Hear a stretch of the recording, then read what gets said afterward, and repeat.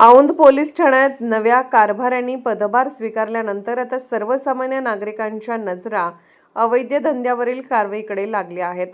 पुसे सावळीसह अनेक भागात मटका, हातभट्टी, गुटखा, गांजा आणि इतर अवैध व्यवसायाबाबत सातत्याने तक्रारी होत असल्याचा आरोप नागरिकांकडून केला जात आहे।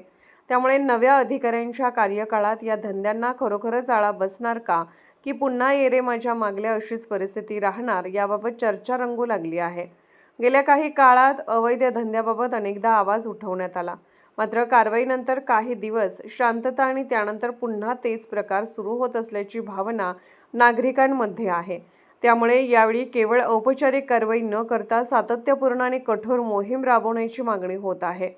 नवीन कारभाऱ्यांनी अवैध धंद्याचे संपूर्ण जाळे उद्ध्वस्त करून संबंधितांवर कठोर कायदेशीर कारवाई करावी अशी अपेक्षा नागरिक व्यक्त करत आहेत। आता औंध पोलीस प्रशासन प्रत्यक्ष कृतीतून विश्वास संपादन करते की परिस्थिती जैसेच ते राहते, याकडे नागरिकांचे लक्ष लागले आहे।